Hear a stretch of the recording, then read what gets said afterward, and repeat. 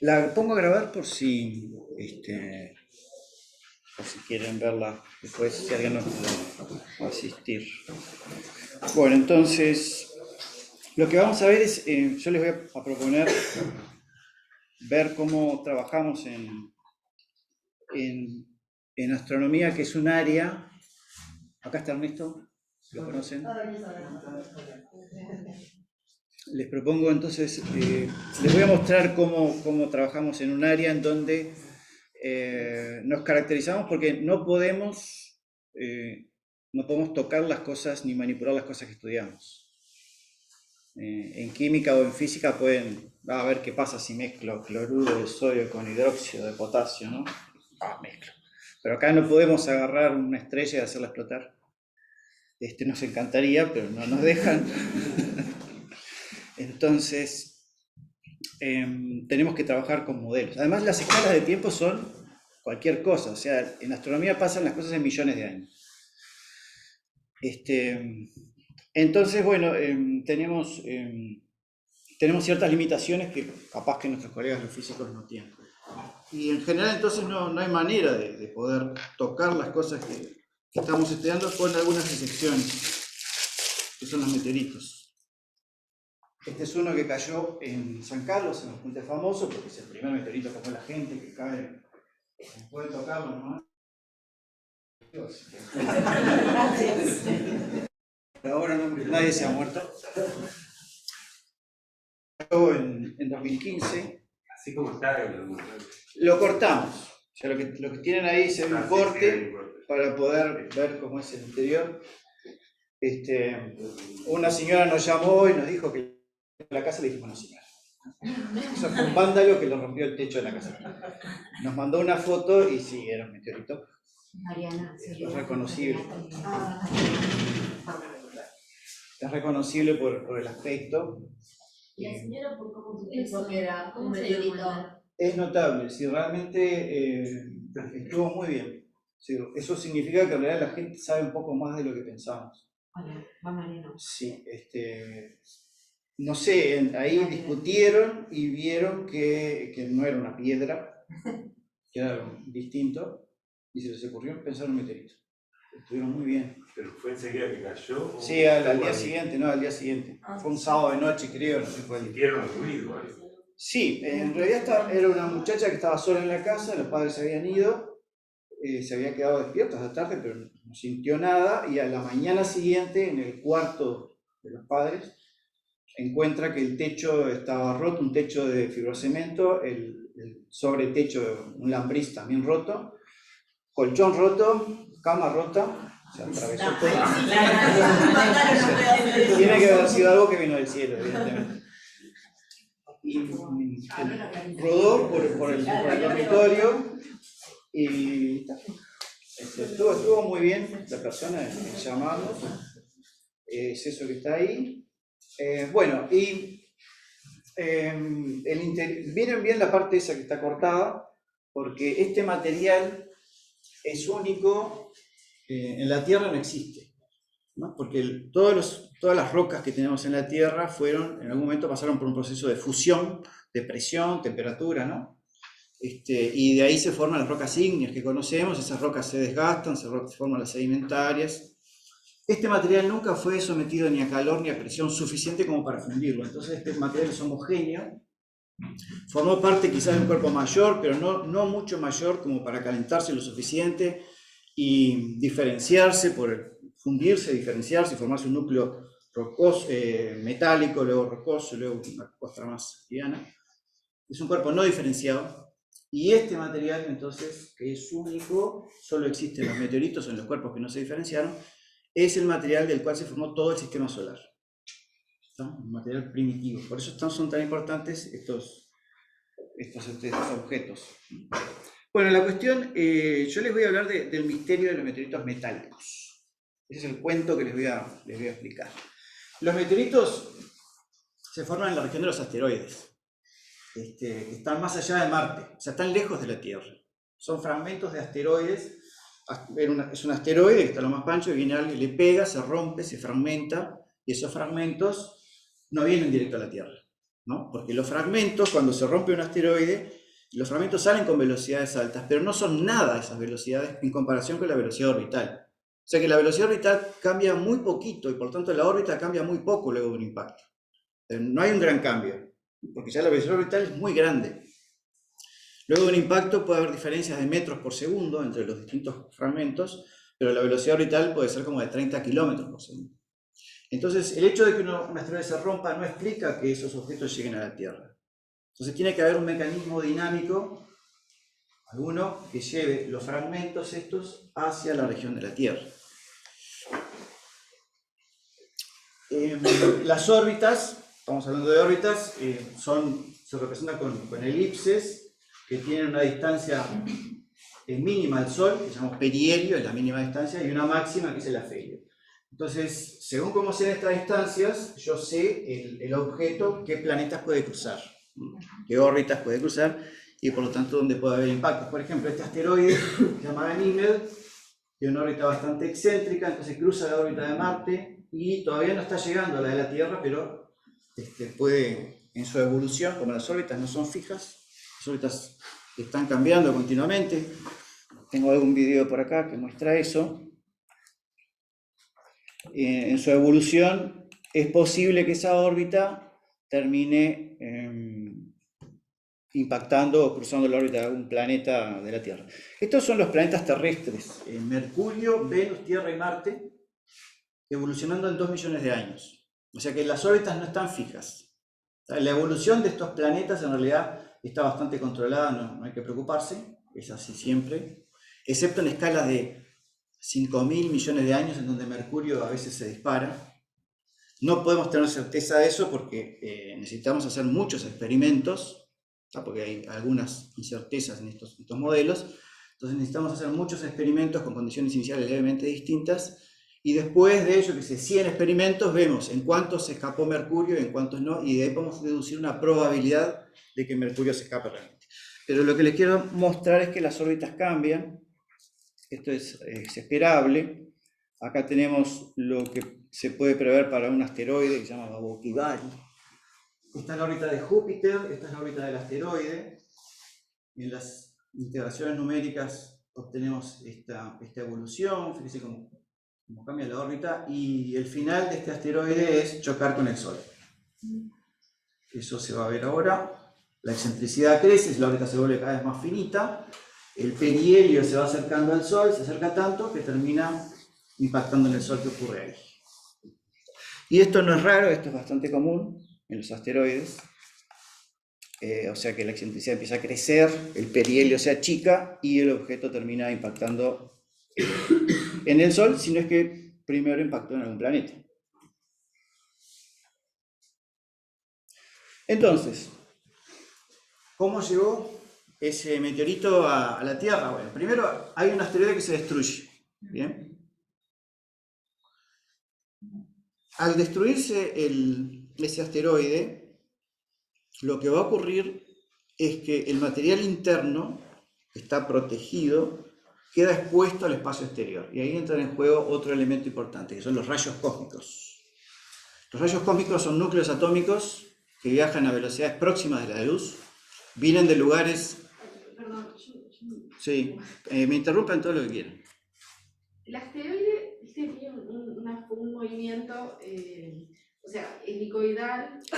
Elíptico. No, elíptico, perdón. Es una elipse. Elíptico, o sea, ¿por qué tiene ese movimiento? ¿Porque lo afectan las mismas fuerzas que los planetas? Sí, claro, sí, sí, está perfecto. O sea, todo es movido básicamente por el Sol, es una fuerza muy grande.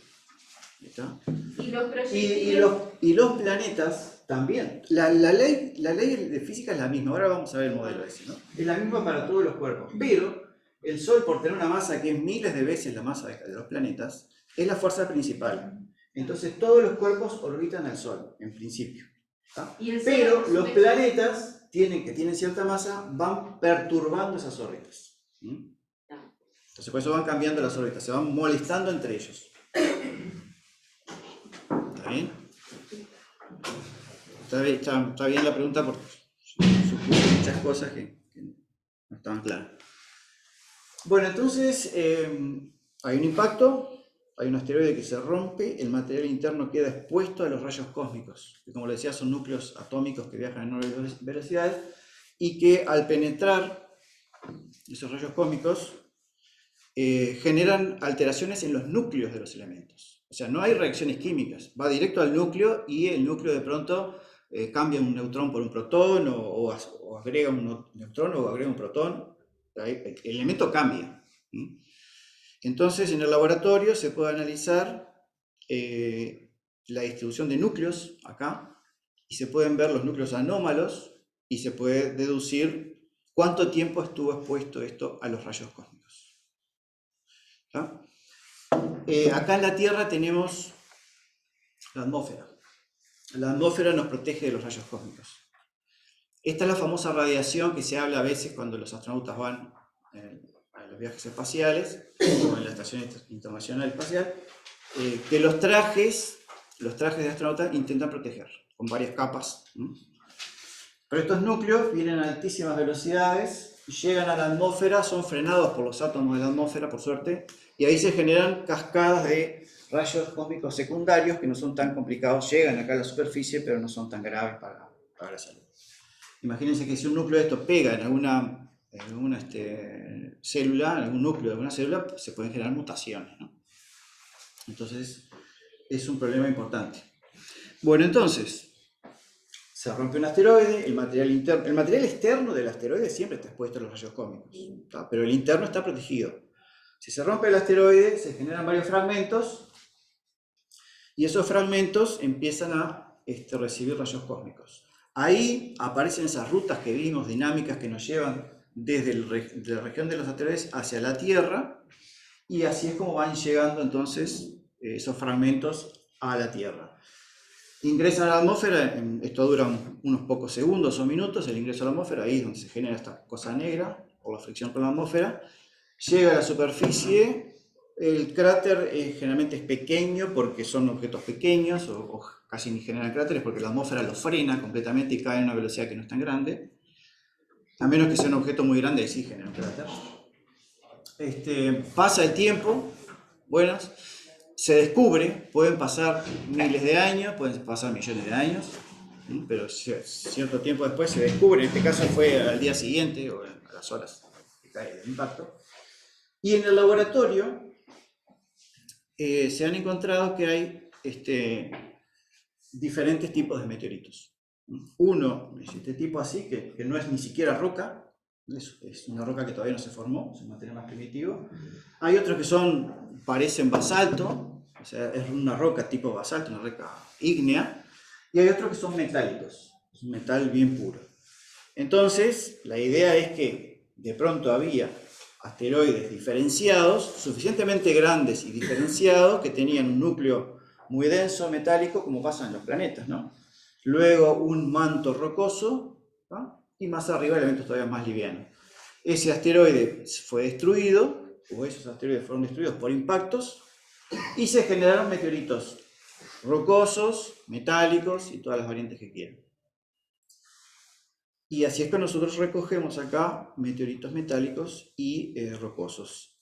Se recogen muchos metálicos porque son muy fáciles de distinguir, pero hay una cantidad de rocosos que quedan desapercibidos, que la gente no los reconoce.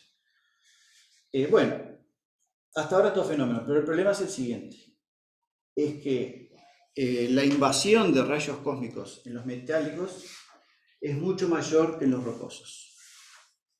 Entonces, lo que encontramos acá es que si tenemos una gran cantidad de meteoritos, vamos a ver de que los meteoritos metálicos han estado expuestos a los rayos cósmicos durante hasta miles de millones de años, mientras que los rocosos tienen apenas hasta algunas decenas de millones de años. Es difícil encontrar rocosos que tengan exposición a los rayos cósmicos por más de algunas decenas de millones de años. Entonces, por la abundancia de efectos nucleares debido a los rayos cósmicos en los meteoritos, deducimos que los metálicos están más tiempo en el espacio y los rocosos menos tiempo en el espacio. El problema es que esto va en contradicción con las leyes físicas que conocemos, porque la aceleración de la gravedad, que es lo que mueve a los planetas y los asteroides, no le importa absolutamente nada, ni siquiera la masa. Ni siquiera la masa. Recuerden, no sé si recuerdan, pero en la última misión a la Luna, un astronauta soltó frente a la cámara un martillo y una pluma, y los dos cayeron simultáneamente, ¿no? O sea, la aceleración es la misma independientemente de la masa. La aceleración que tenemos nosotros acá sobre la superficie terrestre es la misma para todos independientemente de nuestro peso, de nuestra masa. Entonces, la gravedad no distingue entre la masa de los cuerpos que está acelerando y tampoco mucho menos la composición. A la gravedad no le importa si es un meteorito metálico o es rocoso. O sea que las leyes de la gravedad son las mismas independientemente del tipo de meteorito que estamos considerando. Entonces, ¿cómo es que los metálicos se quedan más tiempo en el espacio y los rocosos menos tiempo? Bueno, esto fue un problema durante mucho tiempo. ¿Se entiende el problema entonces? Sí. O sea, nosotros podemos hacer una cantidad de simulaciones preciosas sobre la evolución de cómo deberían ser esos asteroides, pero el problema es que todos vienen más o menos con el mismo tiempo a impactar a la Tierra. Pero, perdón, ¿no? Cuando hablabas de cómo se generaban los asteroides, ¿no? Que evidentemente afectaba al núcleo, no tiene que ver con de qué parte o de dónde es ese pedazo de material. Sí, los metálicos evidentemente vienen de una destrucción muy catastrófica que logró romper incluso el núcleo del objeto, ¿no? Y los rocosos capaz que vienen de una región más superficial, capaz que no requerís una colisión tan catastrófica para generar eso, ¿no? Pero igual, esto, si ponele que haya sido una catástrofe que ocurrió hace miles de millones de años, esa catástrofe generó los metálicos que hoy estamos recibiendo, pero también rocosos. También deberíamos encontrar meteoritos rocosos con edades grandes. ¿Y se sabe la proporción Sí, de metal contra roca que daría una destrucción de esas? Sí, siempre son muchos mayores. Capaz que hay menos rocosos. Sí, no, siempre hay muchos más rocosos que metálicos. ¿La edad cómo la determina? La edad por el decaimiento radioactivo, o sea, es bastante complejo el asunto, pero vos sabés que hay ciertos elementos que van decayendo con el tiempo, por ejemplo, el estroncio y el rubidio están asociados, o sea, uno va decayendo en el otro a medida que pasa el tiempo, y eso decae en escalas de millones de años, centenares de millones de años, y algunas de miles de millones de años. Entonces, vos tenés un elemento primitivo y de a poco se va generando el hijo de ese elemento. Viendo la cantidad de hijos que tenés con respecto al padre, digamos, podés saber cuánto tiempo estuvo ese material desintegrándose. ¿Está bien? ¿Está claro? Vos podés hacer. Sí, es como lo de carbono 14, como se trata de Claro. Pero a una escala mucho más grande todavía. Claro. Y de hecho, se pasó el carbono 14 generado por los rayos cósmicos. Claro. ¿Cómo se mide los rayos cósmicos, la cantidad de rayos cósmicos que se lleva uno y al otro? No hay manera. Saben? O sea, por los efectos que encontrás. Ah, no, o sea, ¿No? Vos no estás viendo que están llegando rayos cósmicos. No, pero digo, quizás el método que se usa para, una vez que los tengan, bueno, esto se afectó más o menos. Sí, no, pero no hay. Puede haber vicios, uno podría sospechar que hay vicios en la forma en que se calcula la incidencia de rayos cósmicos, pero no es mi campo, pero me dicen de que eso está bien hecho. ¿Los rayos cósmicos son iguales en todas las zonas? No son iguales, porque no vienen de una dirección preferencial, o sea, no vienen ni del centro de la galaxia, ni de Júpiter, vienen de todos lados en la misma dirección. Es más, los rayos cósmicos son los objetos más extraterrestres que podamos imaginar, porque pueden venir de los rincones más alejados del universo. Ahí nos están llegando continuamente. Yo, perdón, entonces lo que me pasó es que me perdí en el conflicto que les propuso, o sea, que les plantea el tema de la abundancia de un tipo de meteorito y otro. La abundancia no es importante. El tema acá es la edad que vos extraes por la cantidad de efectos que generan los rayos cósmicos en la roca o el meteorito metálico o rocoso. ¿No? Creo que estoy confundiendo dos cosas. Una cosa es la edad de una roca, que puede ser esto, que la podemos deducir por el decayamiento radioactivo, y otra es la edad deducida. Esa edad lo que me está dando es el tiempo en que se solidificó el objeto. ¿Va? Y la otra edad, de ahí la confusión probablemente, es la que se deduce del tiempo que estuvo expuesto a los rayos cósmicos. Y eso es por los efectos de los rayos cósmicos en el material, ¿no? O sea, es un trabajo muy delicado que acá no podemos hacer, pero esa roca analizás las transformaciones nucleares, no sé si se puede llegar a hacer acá eso. Sí. ¿Se puede? Bueno, parece que sí. Tenés que ver las transformaciones nucleares dentro de esa roca y de acuerdo a la cantidad de transformaciones que se hicieron, puedes deducir cuánto tiempo estuvo expuesto eso, a ese flujo de rayos cósmicos que suponemos que es más o menos uniforme con el tiempo. ¿Está bien? ¿Eso te permite saber si vienen de más lejos, por ejemplo, si tuvieron mayor explosión? No sabemos cómo es el flujo de rayos cósmicos en distintas regiones del sistema solar, pero no hay razones para pensar de que es muy diferente, excepto en las proximidades de los planetas, porque los planetas tienen esos campos magnéticos que aceleran protones y electrones, y eso también es considerado una radiación que puede afectar. Entonces, si tenés una roca capturada en las proximidades del campo magnético terrestre o de Júpiter, que es peor todavía, durante mucho tiempo, probablemente eso genere efectos nucleares en la roca, ¿no? Pero en general eso no pasa, o sea, se asume que el flujo de rayos cósmicos es el mismo en todo el universo probablemente. Una consulta. ¿El color negro que recubre es producto de cuando cruza la atmósfera? Sí. Sí. O sea que en origen no era así. No. Esto es el efecto del calentamiento en la fricción de la atmósfera. Y se pierden varias capas, pero los rayos cósmicos penetran metros. O sea, esto está todo penetrado por rayos cósmicos. ¿Será que los rocosos tienen menos durabilidad? ¿Se destruyen antes? Espacio, No importa, porque por lo menos que se destruyan muchísimos. Algunos llegan. Y ese que llegó, lo que te muestra es que tiene decenas de millones de años de exposición. Los metálicos son más viejos. Los metálicos están... claro, yo confundí esto, perdón. Puede ser que tengan la misma edad. Las dos rocas. La cuestión es que los rocosos están poco tiempo expuestos en el espacio y los metálicos mucho tiempo expuestos. Por eso son más viejos. Capaz que se formaron en la misma época, pero... o sea, el asteroide se formó en la misma época, ¿no? Pero el rocoso llega primero y el metálico demora en llegar. Hay dos edades ahí que yo las confundí, perdónenme. Sí, claro. Acá lo que está en juego es el tiempo de exposición que estuvo en el espacio.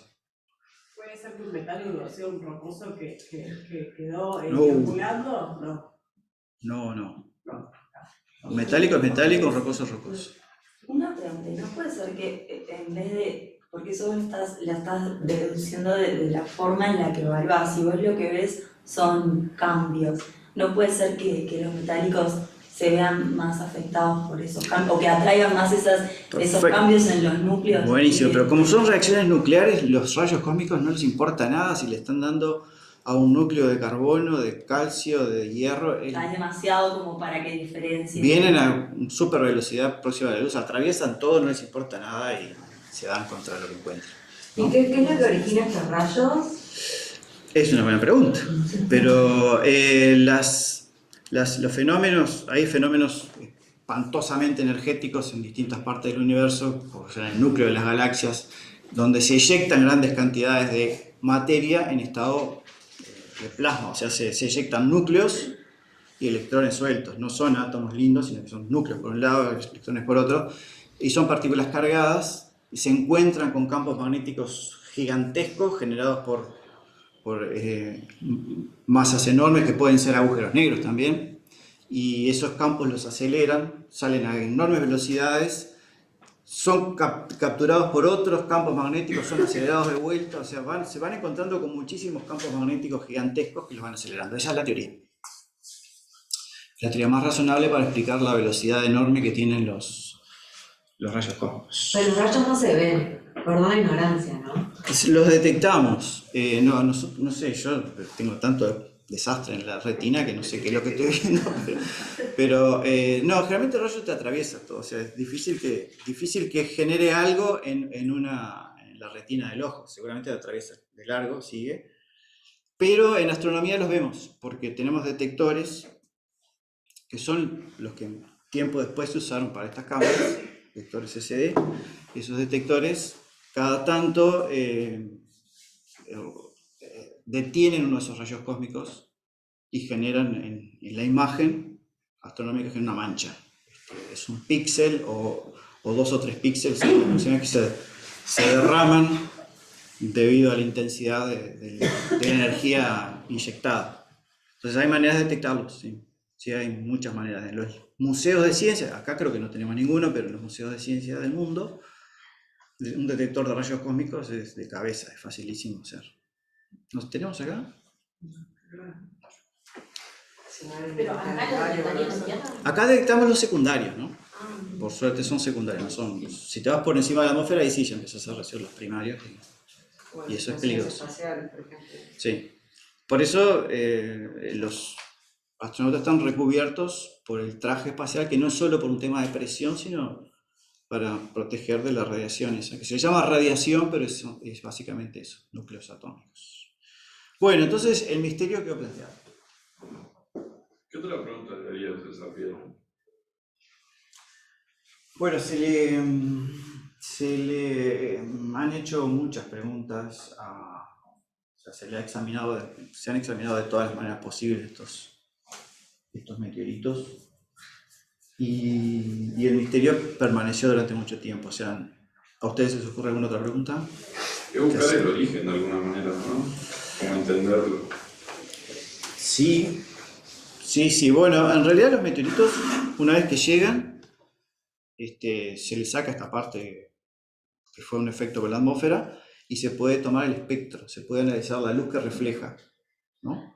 Y se puede hacer lo mismo con los asteroides, que son los que están en órbita alrededor del Sol, y comparar el espectro de los asteroides con el espectro de los meteoritos, y así es como se ha podido identificar: este asteroide me parece que viene este meteorito viene de aquel asteroide. Se ha podido hacer es una conjetura, pero el espectro pega muy bien. Eso pasa con un tipo de meteoritos que son basaltos, son rocas de basalto puro, y ese basalto tiene una señal espectral, o sea, uno mide la cantidad de luz reflejada en función de la longitud de onda, que es igual a la de Vesta, que es un asteroide que es bastante raro. No hay muchos asteroides como Vesta, entonces se piensa que Vesta es el padre de estos fragmentos que se encuentran acá. Y una misión espacial que pasó hace no mucho por Vesta mostró que tiene un cráter descomunal. Entonces se cree que algo impactó en Vesta, generó un montón de fragmentos, y esos fragmentos son los que estamos recibiendo acá. ¿En alguna se ha encontrado alguna molécula o algo relacionado a la vida? Sí, en este tipo de meteoritos. Aminoácidos se han encontrado. Pero no nada que se arrastre. Puede ser que sean de más lejos los metálicos, que vengan de fuera del sistema solar. No, de fuera no por el tipo de órbita.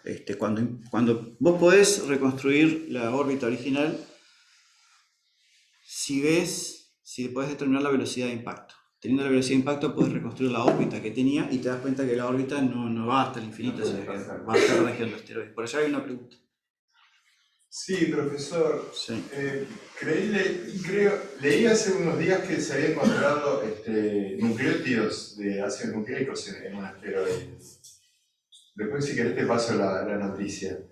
Lo cual, eso sería un apoyo a la teoría de la panspermia que enunció Francis Crick, uno de los dos que descubrió la estructura en doble hélice del ADN, porque uno siempre la pregunta que uno se hace es dónde se origina la vida, ¿no? Entonces, bueno, Crick en particular, él creía que la vida era sembrada así por el universo, que ellos le llamaban panspermia, y que él decía que venía de los meteoritos justamente. Por lo menos algunos de sus componentes. Y bueno, esta noticia... ¿Qué diferencia tenemos entre un nucleótido y un aminoácido? Los nucleótidos son componentes de los ácidos nucleicos, ADN y ARN. Los aminoácidos son componentes de las proteínas, que son codificados por los ácidos nucleicos. Entonces, sería como un paso previo a la información biológica, el nucleótido, que es la proteína. ¿La metáfora cuál sería? No, no hay metáfora. Pero para entenderlo. Traducido. Que la vida se está separando por el espacio. ¿Sí? Pero no podría haber nucleótidos sin vida. Son consecuencias de la vida. A ver, digo, si bueno, nos vamos más atrás, perdona que la biología no tiene. No, lo que tenemos en el espacio es que vemos que se forman, se le llama en astronomía tollings. Son moléculas orgánicas muy complejas, 20, 30 carbonos o más. En el ambiente del sistema solar se forman en la superficie de cuerpos helados, por ejemplo, y se han encontrado moléculas todavía más largas en el espacio interestelar, en las nubes que luego forman las estrellas y los planetas. Entonces hay condiciones como para formar esas estructuras tan delicadas. No se ha encontrado todavía algo más elaborado. Igual el tema del origen de la vida, si es a eso que apuntaban las preguntas, es sumamente complejo porque por más que hay experimentos clásicos como el de Miller, que ponían adentro de una cámara moléculas orgánicas y le daban energía y se formaban algunos precursores, digamos, de la vida, todo eso es muy inestable desde el punto de vista energético. Entonces no hay respuesta todavía de cómo se pudo dar la formación de una molécula compleja y que se mantuviera en el tiempo. Y estamos hablando de las moléculas más sencillas, ni siquiera llegando a nucleótidos. Estamos hablando de moléculas de 3-4 carbonos. Entonces es una pregunta que está abierta.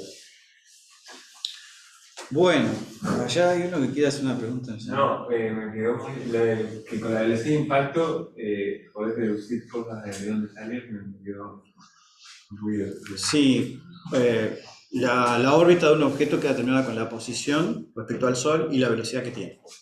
Con la velocidad de impacto vos podés deducir la velocidad que traía el objeto. Entonces, con la posición respecto al Sol y la velocidad, sabés la órbita. ¿No? Si la velocidad de impacto es muy grande, ese objeto viene de afuera. Pero... ¿Y eso lograron deducir de este caso? No, este es un caso, en este caso no se pudo determinar la velocidad de impacto, para nada, porque se encontró el objeto. Es necesario verlo. O sea, tiene que haber. Claro. Tiene que juntarse el meteorito con una persona. Sí, que lo vea y... Sí. Pero por el agujero que hizo. Por el agujero también puede deducirlo, pero el error es espantoso, ¿no? Eso es lo que habló cuando sabes cuándo cayó. Sí. Pero es el caso, eso no es raro, que se pasó en Chelyabinsk hace unos años, un fenómeno famoso, se vio, todo el mundo lo vio todo, hay millones de grabaciones, ahí se pudo determinar con precisión la velocidad y se pudo determinar la órbita.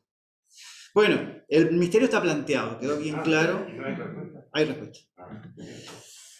Entonces, ¿cómo es que estudiamos esa dinámica? Tenemos que tener un modelo físico. El modelo físico es básicamente la ley de gravitación universal, que dice que, las leyes de Newton dicen que fuerza es igual a masa por aceleración. Nosotros lo escribimos así. Esta es la masa del objeto que estoy estudiando, que puede ser el meteorito, y esta es la aceleración. 2 puntos que dice que está derivado 2 veces. No es una velocidad, sino que es una aceleración. Es la derivada de la derivada de la velocidad. La derivada de la velocidad.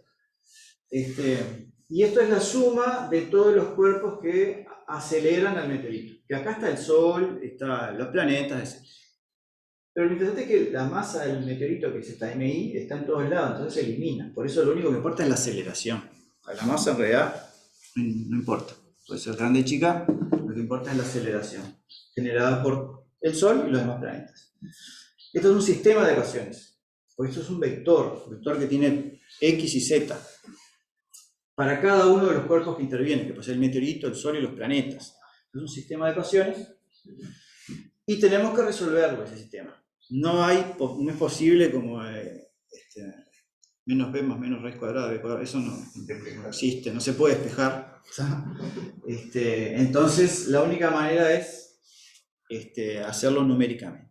Cosa que solo se puede hacer desde que existen buenas computadoras. Entonces lo hacemos con los integradores. Se llama integrador porque lo que hace es resolver la ecuación que es diferencial. Para resolver una ecuación diferencial hay que integrar. Entonces se llaman integradores. Se resuelven numéricamente las ecuaciones.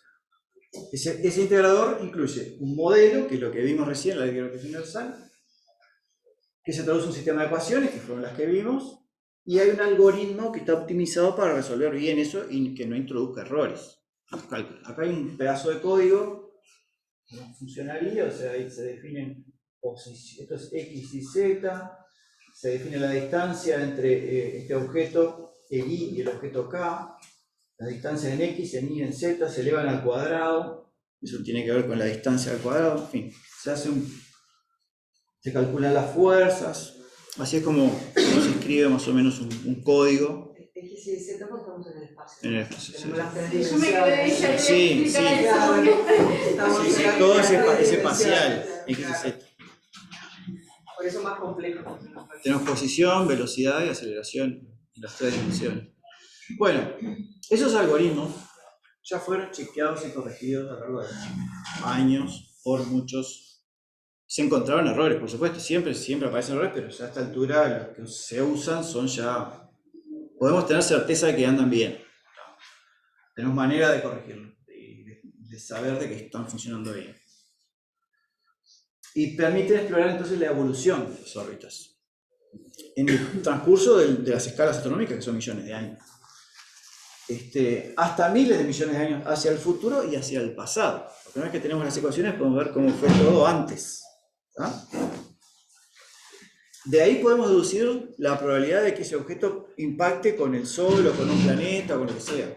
No podemos tener la certeza porque si bien esto es lo mejor que tenemos, tampoco es exacto.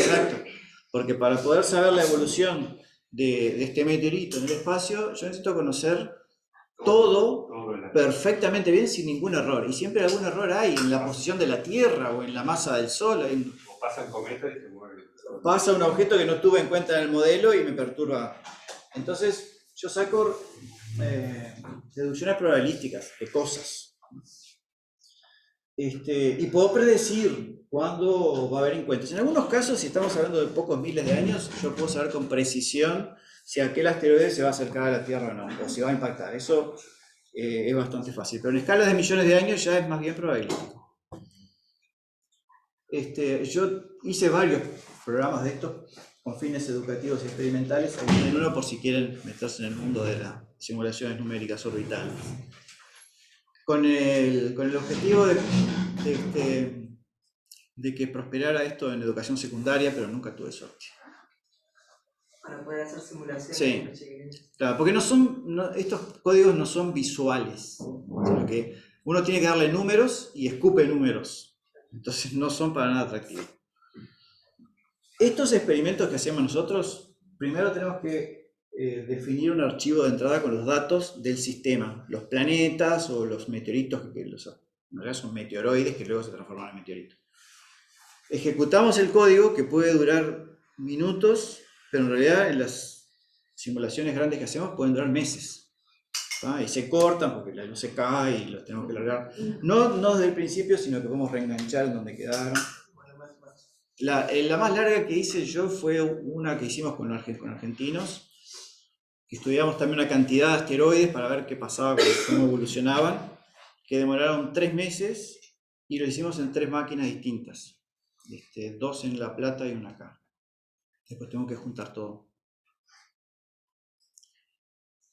Y después tenemos que analizar los resultados, ¿no? Que es una montaña de números y de ahí tenemos que sacar algo. Ejemplo, acá ponemos el modelo que vamos a elegir, vamos a elegir el modelo 1, que sería con todos los planetas, menos Plutón, ¿no? Que acá está prohibido. Sí, sobre todo acá. O podemos usar el modelo 2, que es más simple, solo con los planetas gigantes, porque son los más masivos, son los que dominan toda la galaxia. El tiempo de integración acá dice 1 millón de años. ¿Cada cuánto sacamos los datos? ¿Cada cuánto tomamos una foto del sistema? Porque tampoco queremos saber lo que pasa segundo a segundo, sino que fotos de cómo está funcionando todo. Fotos quiere decir las posiciones de todos los cuerpos en cierto momento. Y acá están los elementos de esos objetos, les ponemos un número identificatorio. Los elementos son todos parecidos porque son como clones de un mismo progenitor. Estamos simulando a ver qué pasaría con un objeto que tiene estos elementos orbitales. No sé, mi eje de 2, la Tierra tiene 1, Marte tiene 1,5, Júpiter tiene 5. Entonces, esto es un objeto que está entre Marte y Júpiter. La excentricidad, todos tienen una excentricidad parecida a 0,1, inclinación, etc. Largamos el programa y lo que vamos a ver es el tiempo que demoran esos objetos en llegar hacia los planetas terrestres. Eso está en este archivo, que están todos los resultados de los encuentros. Cada vez que uno de estos objetos evoluciona y se acerca a un planeta, se acerca mucho, marcamos el instante del encuentro, la distancia mínima, y si hay colisión también lo orbitamos. Y lo que vemos es que acá tenemos el tiempo, acá tenemos el número del planeta, 1 Mercurio, el 3 es la Tierra, 4 Marte. Y a medida que pasa el tiempo, esto está en millones de años, o sea, de acá a acá es 1 millón, vemos cuándo empiezan a ocurrir los encuentros. Y lo que vemos es que con Marte aparecen encuentros rápidamente. Rápidamente astronómicamente, ¿no? En menos de 200.000 años. Perdón, 0 es el momento. 0 es el momento, el instante inicial. ¿Está? El instante que comienza la evolución de nuestro modelo. Y con la Tierra empiezan a haber encuentros en los 400.000 años. ¿Está? Y sin embargo los meteoritos tienen los metálicos. Pero una consulta ahí. Cuando decís encuentros, vos ahí estás analizando una masa de cierta proporción, ¿no? Para tomarla como... O no, o cualquier encuentro. Tiene que ver con la distancia, ¿no? O sea, vos tenés el planeta y el asteroide. Yo lo que registro son los encuentros de los asteroides con los planetas. Claro, pero el asteroide tiene que tener un tamaño para que... No, son partículas. Porque no importa si es de 1 kilómetro o de 100 kilómetros, el encuentro ocurre. O sea, te fijas en el centro en todo caso, ¿no? Okay. Matemáticamente es una partícula. Lo que entra en la computadora es como es un punto. Claro, porque la masa se podía cachar. La masa a este caso no tiene ningún interés, a menos que vos veas que va a impactar. Entonces ahí dice, ojo, que el que va a impactar no es uno que pesa 10 gramos, sino que pesa tantas toneladas, ¿no? Entonces, es solo a esos efectos que interesa saber la masa del objeto. Pero al objeto de la dinámica, si vos querés saber cómo evolucionan, no te importa si es una partícula de polvo o un objeto gigantesco. Por eso utilizaste como sinónimo asteroide del meteorito o de... En realidad el meteorito es lo que se recoge acá en la Tierra. Y el que genera el meteorito es un meteoroide, si querés, ¿tá? O un asteroide. ¿Cuándo es meteoroide? ¿En qué periodo? ¿Entre asteroide y meteorito? El meteoroide es un asteroide chiquito. Vos tenés un asteroide, se generan fragmentos pequeños que son meteoroides, y cuando llegan a la Tierra se les llama meteorito, como que es una muestra. Como que un asteroide nunca podría llegar a la Tierra porque tiene su propia órbita. Puede, sí. ¿Podría? El que mató a los dinosaurios, por ejemplo. Asteroide, sí. era más que un meteorito. Tenía 10 kilómetros de diámetro. Eso ya es un asteroide, sí. Bueno, mediante este mecanismo se conoce cómo es la agenda de los próximos, no impactos, pero sí encuentros con asteroides conocidos. Hay un montón de asteroides que sabemos que van a pasar cerca y sabemos en qué fechas y a qué distancia. En caso de que haya un impacto, les digo, me voy. ¿Pero por qué hay tanta diferencia entre uno y otro planeta? Porque están más cerca de Marte. Este objeto originalmente estaba a 2 unidades astronómicas del Sol, claro. Y Marte está a 1,5. Entonces, se van a acercar primero a Marte, que a mí no me importa. Lo que importa es qué pasa con la Tierra. Y después se van a acercar a Venus, que todavía Venus está más lejos porque está más cerca del Sol. Y a Júpiter les demora más todavía. Incluso algunos se llegan a encontrar con Saturno, antes de 1 millón de años, ¿no? Pero lo que importa es esto, que en 400.000 años yo tendría que recibir meteoritos. Sin embargo, los meteoritos que recibo tienen algunos decenas de millones de años de exposición en el espacio y otros miles de millones de años. Y eso es 1 millón de años. Y esto es 1 millón de años, así que en realidad hay mecanismos que me traen los meteoritos enseguida. Y sin embargo, yo estoy viendo... capaz que no se olviden a pasar la atmósfera. Igual, alguno tiene que sobrevivir suficientemente grande, ¿no? Bueno, el truco es que en realidad yo los coloqué acá, porque yo sé que acá hay algo, hay un mecanismo que me lleva estos objetos a la Tierra enseguida. ¿Ah? Estos mecanismos, estas rutas dinámicas se conocen y son las resonancias. Se llaman resonancias, que es lo que yo hago justamente, lo que yo estudio en general. Son rutas dinámicas. ¿Qué quiere decir una ruta dinámica? Que yo coloco algo ahí, la excentricidad va a crecer y ese objeto se va a empezar a encontrar con todos los planetas, en particular la Tierra. Y en escalas de tiempo muy rápidas, como vemos, menos de 1 millón de años. Pero de vuelta, esta ruta dinámica no distingue entre metálicos y rocosos. Entonces, ¿por qué los metálicos demoran más en venir que los rocosos? ¿Está? Entonces acá viene la crisis. Los integradores numéricos son confiables, esto no está fallando, ¿no? Entonces seguramente el modelo gravitacional es muy simplista. Hay algún otro fenómeno que debe estar distinguiendo entre rocosos y metálicos y que yo no estuve en cuenta. Entonces hay que pensar qué otro ingrediente que distingue entre rocosos y metálicos, qué otro fenómeno físico puede haber. ¿Ah? Y acá es donde viene Yarkovsky, un ingeniero civil ruso que en la época de la crisis de la física, donde poco antes de que apareciera la mecánica cuántica, poco antes de que apareciera Planck, la física se caía por todos lados, ¿no? Porque todavía no se había llegado a la idea del quantum, se le ocurrió esto, una teoría cinética de la gravitación universal en relación con la formación de los elementos químicos. Una cosa absurda. La gravedad vinculada con la formación de los elementos químicos, que hoy sabemos que se forman en núcleos de las estrellas, en aquella época no había ni idea. Un origen cinético para la gravitación universal, que hoy sabemos que son cuestiones relativistas, son conceptos mucho más complicados. Y el modelo que proponen es, en aquella época estaba el éter, porque no se sabía bien cómo se propagaba ni la luz, ni la gravedad, no se entendía nada. Entonces se decía, tiene que haber el espacio, no puede ser vacío, tiene que haber una cosa que se llama éter, y todo se propaga por el éter. Y lo que decía Yarkovsky es que el éter, que está en el espacio, se comprime a medida que se mueven los planetas comprimen el éter, pero además rotan los planetas. Y al rotar, llevan ese éter comprimido en la dirección del Sol. El Sol los calienta y ese éter calentado se expande y empuja a los planetas. Entonces él decía que un poco la gravedad era debido un poco a eso, pero que había un efecto del Sol que calentaba el éter y empujaba los objetos, todos, planetas, asteroides, todo, hacia afuera. Totalmente disparatada la idea. Pero la esencia de la idea estaba bien. ¿Está? Y por eso hoy se le llama efecto Yarkovsky. No hay ni éter ni nada de lo que decía, pero la idea es más elemental. Tenemos un asteroide que está rotando acá, este caso rota en este sentido. Este hemisferio está más caliente que este otro porque recibe la radiación del Sol, y así como está más caliente, reemite la energía. Si no rotara, reemitiría su energía en esta dirección, pero como está rotando, reemite la energía en la dirección de lo que llamamos la tarde. Siempre un cuerpo de la Tierra remite más calor en la tarde que en la mañana o al mediodía, porque se calienta en la mañana o al mediodía y reemite más, alcanza una mayor temperatura en la tarde y reemite en la dirección de la tarde. Entonces los seres que vivirían acá, por ejemplo, estarían viviendo en la tarde, y acá hay una reemisión en exceso de radiación, de calor, y esta reemisión en exceso de calor es como si tuviera un cohete encendido, y ese cohete lo empuja al objeto. Claro que si el objeto es muy grande, no siente el empuje, pero si es pequeño, sí siente el empuje. Entonces los meteoritos, que en realidad antes de llegar a la Tierra son meteoroides, seguramente reciben este efecto y algún efecto les va a generar en su evolución orbital. Por eso se llama efecto Yarkovsky. Es una idea alocada que en realidad tiene un sentido.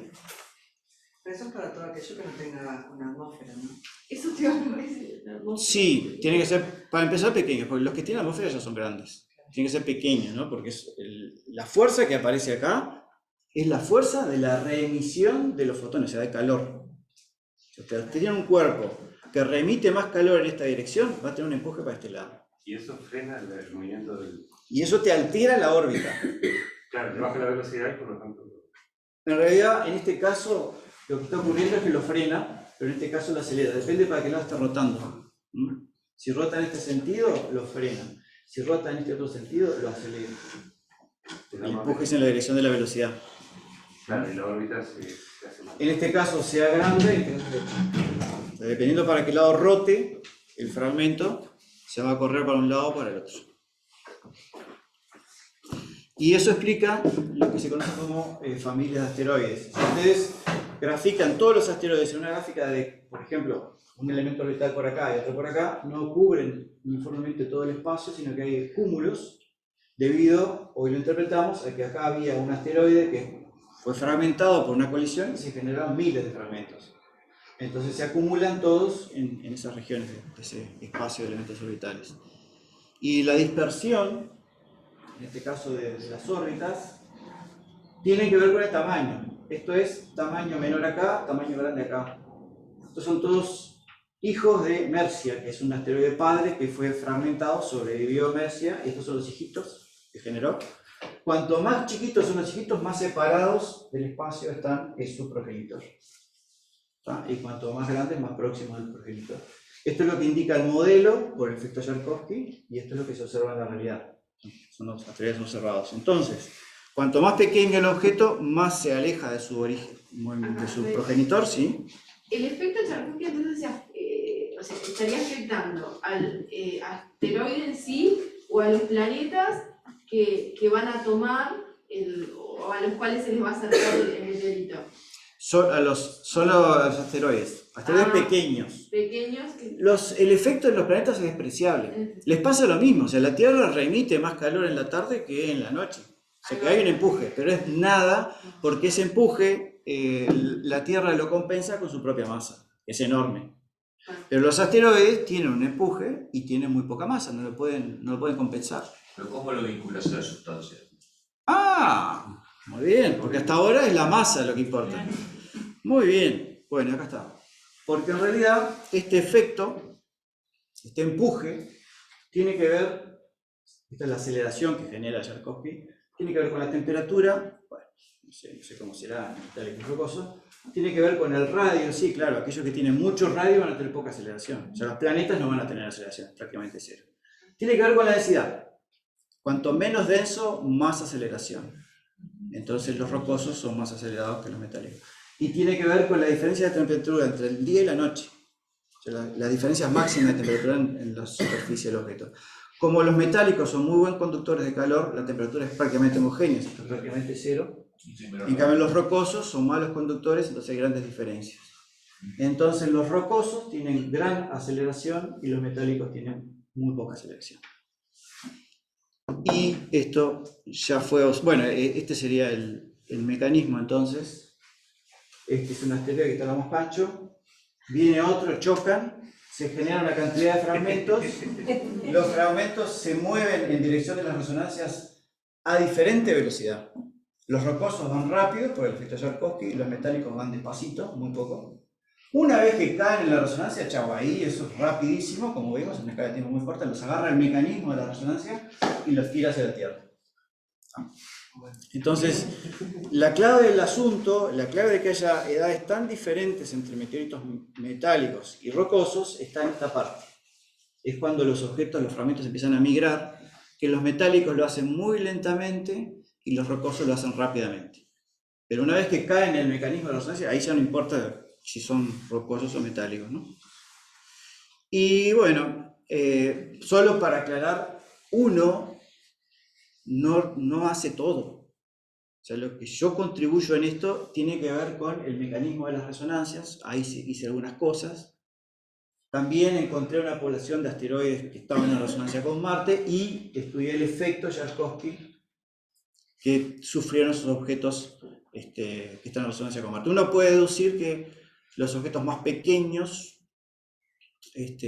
más rocosos, quizás estén sobre representados en las resonancias, ¿no? Porque migran con mayor frecuencia hacia las resonancias. Uno podría esperar de que en las resonancias, en esas rutas dinámicas, haya muchos rocosos y muchos pequeños, porque cuanto más chicos, más rápidos son, ¿no?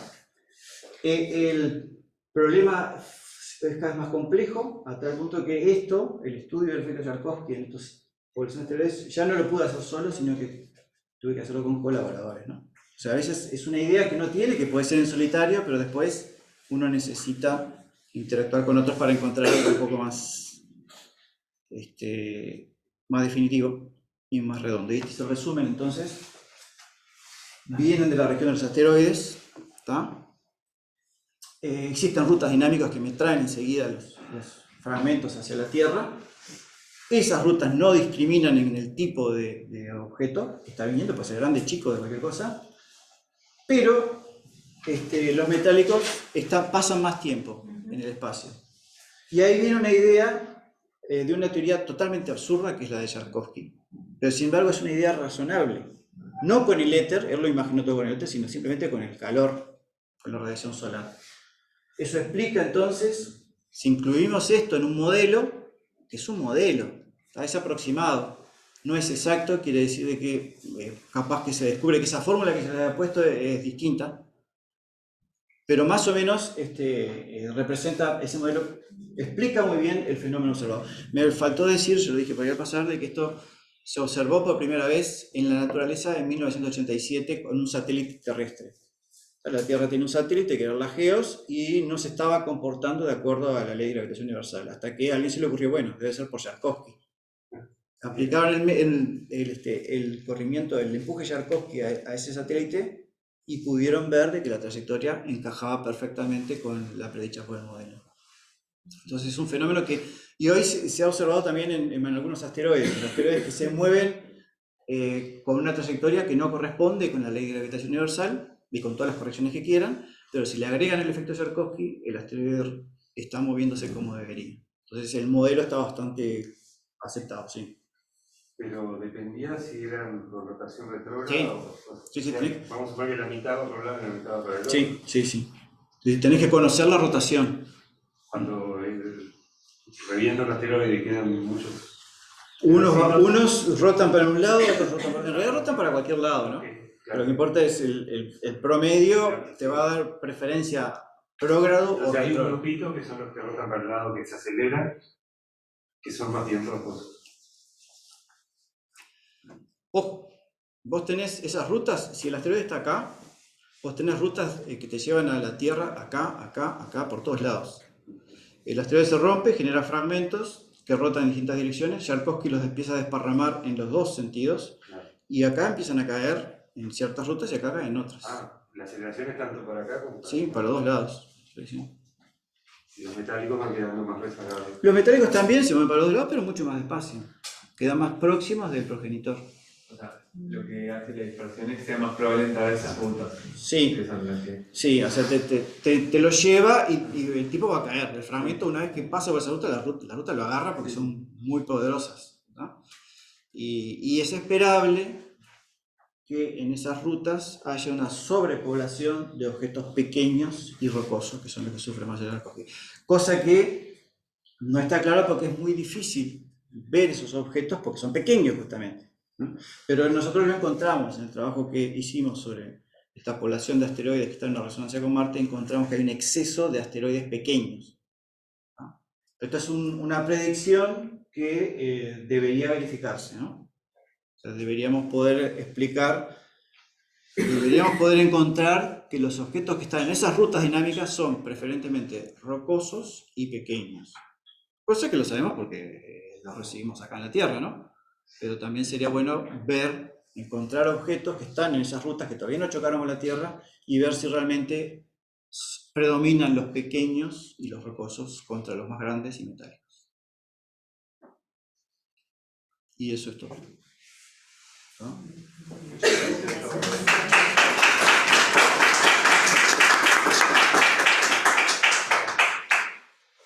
Todavía tenemos dos actividades más.